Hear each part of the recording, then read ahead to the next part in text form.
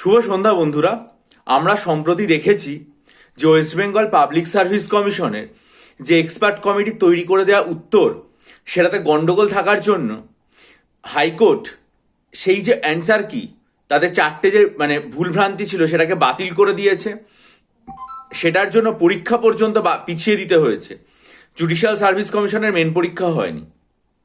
এই বিষয়টা যখন সামনে এসেছে তারপর থেকে আমার যেটা মনে হলো যে এটা চেক করে দেখা দরকার যে WBSSCর গ্রুপ সি এবং গ্রুপ ডি তার যে পরীক্ষা সম্প্রতি অনুষ্ঠিত হলো সেই পরীক্ষার যে অ্যান্সার কি সেটা কারা তৈরি করবেন, বা সেই অ্যান্সার কি এক্সপার্ট কমিটি যেটা রয়েছে সেখানে কারা থাকবেন।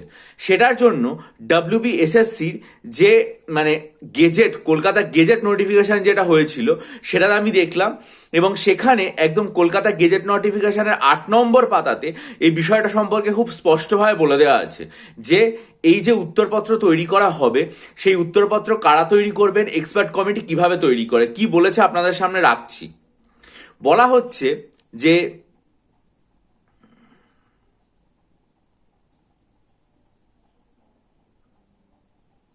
The Central Commission, the 8 নম্বর পাতায়, the Central Commission shall upload on its website the final model answer key taking the opinion of an expert committee comprising at least 3 experts not below the rank of assistant professor, and shall evaluate the OMR sheets on the basis of this final model answer key after uploading the final model answer key on its website. Such model answer key prepared by the expert committee shall be binding on the commission and the candidate. তাহলে কি বলা হচ্ছে central commission final model answer কি upload করবে। সেই যে model answer কি সেটা কিভাবে তৈরি করা হবে, taking the opinion of an expert committee, একটা এক্সপার্ট কমিটির মতামত নিয়ে। সেই এক্সপার্ট কমিটিতে কারা থাকবেন, কম্প্রাইজিং অ্যাটলিস্ট 3 এক্সপার্ট, অর্থাৎ 3 জন বা তার বেশি সংখ্যক এক্সপার্ট থাকবেন। তাদের মর্যাদা কিরকম হবে, not below the rank of associate professor, not below the rank of associate professor, অর্থাৎ তারা, আমি এর আগে বোধহয় অ্যাসিস্ট্যান্ট প্রফেসর বলেছিলাম, সেটা ভুল ছিল, যাই হোক, যেটা হবে সেটা হচ্ছে অ্যাসোসিয়েট প্রফেসর।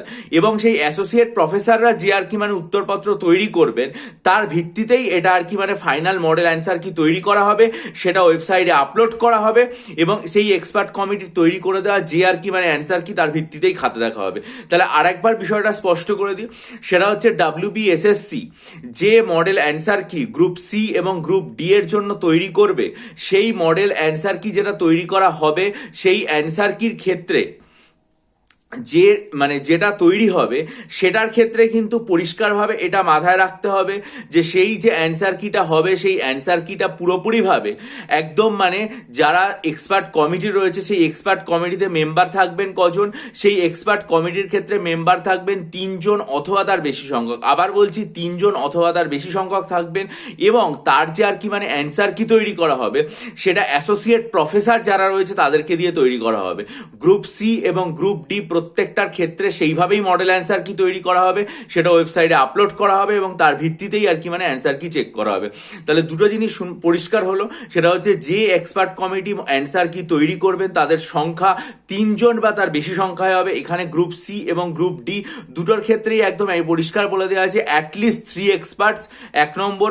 2 নম্বর হচ্ছে not below the rank of associate professor, not below the rank of associate professor. তাহলে গ্রুপ সি এবং গ্রুপ ডির যে মডেল অ্যান্সার কি তৈরি করা হবে WBSSCর তরফ থেকে সেটা একটা এক্সপার্ট কমিটিকে দিয়ে তৈরি করা হবে।